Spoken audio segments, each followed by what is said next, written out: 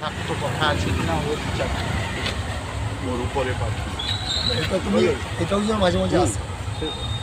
বলুন।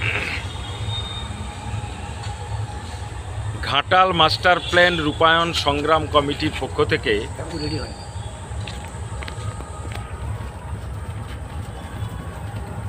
বলবে বহু প্রতীক্ষিত 2 মেদিনীপুর জেলার বন্যা নিয়ন্ত্রণের স্থায়ী প্রকল্প ঘাটাল মাস্টার প্ল্যান গত লোকসভা নির্বাচনের পূর্বে রাজ্যের মাননীয় মুখ্যমন্ত্রী ঘাটাল মাস্টার প্ল্যান কেন্দ্রীয় সরকার অর্থ বরাদ্দ না করায় রাজ্য সরকারই মঞ্জুর করবে বলে ঘোষণা করেছিল। কিন্তু আমরা আশ্চর্যের সাথে লক্ষ্য করলাম 14 মাস কেটে যাওয়ার পরও এখনও মাস্টার প্ল্যানের সেই অর্থে কোনো কাজই শুরু হলো না।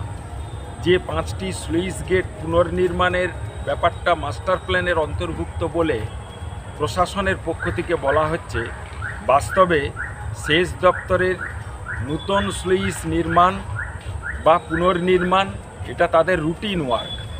এই মাস্টার প্ল্যানের রূপায়ণের ঘোষণার অনেক আগেই সেচ দপ্তর এক্ষেত্রে টাকা মঞ্জুর করছে।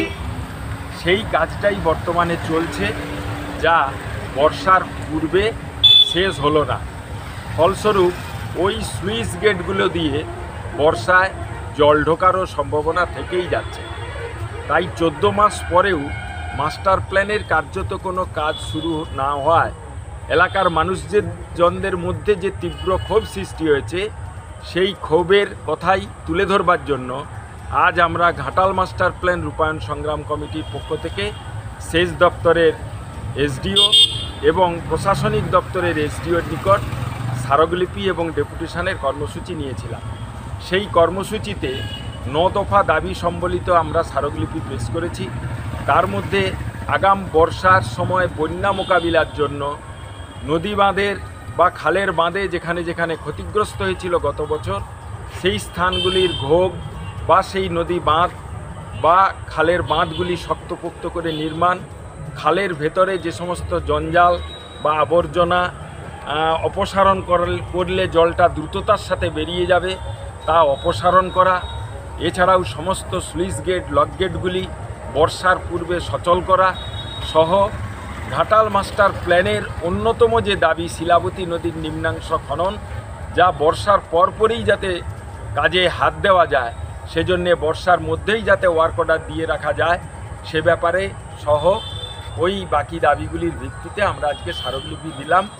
সেচ দপ্তর এবং মহকুমা শাসক আমাদের দাবিগুলির যৌক্তিকতা স্বীকার করে জানালেন, নদীবাঁধের যেখানে যেখানে ক্ষতিগ্রস্ত রয়েছে তা তারা রিপেয়ার করছেন। আরও যদি কোথাও সেই ধরনের কাজ বাকি থাকে আমরা জানালে তৎক্ষণাৎ উনি ব্যবস্থা নেবেন। যে যে স্লুইস গেটগুলো অকেজো রয়েছে সেগুলো সম্পর্কে আমাদের বিস্তারিত জানাতে বললেন, সে ব্যাপারেও পদক্ষেপ নেবেন বলে জানালেন। শিলাবতী নদীর ভেতরে বাঁশ নিয়ে যারা ব্যবসা করে, বর্ষার পিরিয়ডে যাতে তারা সেই বাঁশ ব্যবসা বন্ধ রাখে, সে ব্যাপারে উনি পদক্ষেপ নেওয়ার কথা বললেন।